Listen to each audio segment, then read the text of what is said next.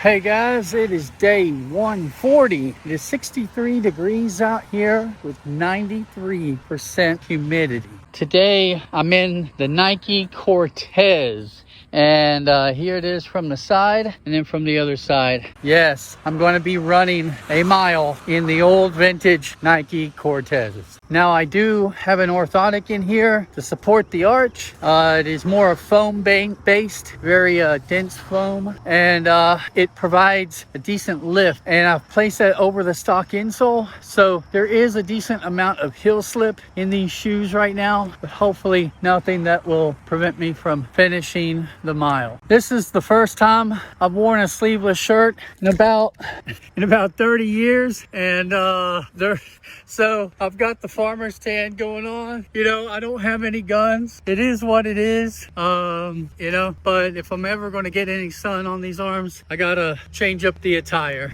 These are the Forrest Gump shoes, and they've been popularized through a lot of other avenues and culture, but just a vintage throwback. The last time I was in them though, extremely painful for overall, and I couldn't imagine how anybody would be running in them. Well, I'm about to do that today. Now I have put these shoes, I've spent some time with the shoe stretcher. It doesn't seem to have corrected the problem.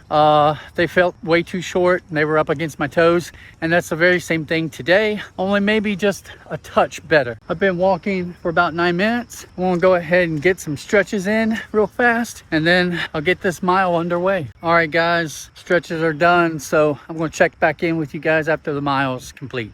ChatGPT says the short distance keeps the retro flat from becoming overly fatiguing while helping build foot strength early. All right, so I just completed my mile, and yeah, that was rough, but surprisingly it felt more manageable than last week's half a mile. I'm no speed demon out here, but my goal to be able to run this marathon, I have to be under 16 minutes a mile. And so starting from this big old gut to try to get to the point where I'm running under 16 is going to be extremely difficult. Right there with that 1 mile, I did it under 14, so it was like 13 something, but that would not be sustainable over that long distance. So again, this is like Mount Everest, and I am at the bottom, but I'm determined. So as far as the shoes, no, I don't recommend anybody running these things. And the biggest piece of advice I could give anybody looking at these on the used market, go a half size up. Do yourself a favor, go a half size up at least. This is a very narrow shoe.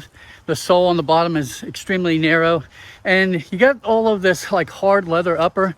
You would think that it would like kind of hold you in place around corners, but it doesn't.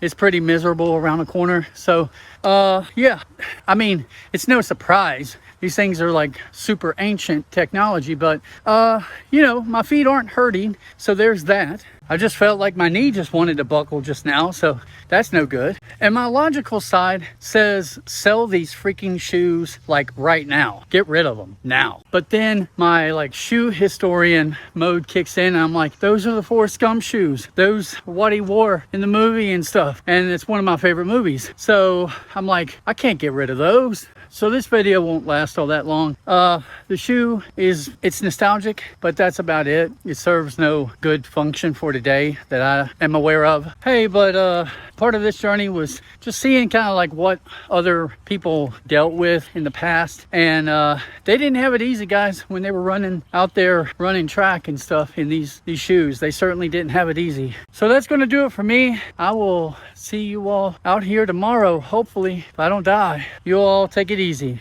Later.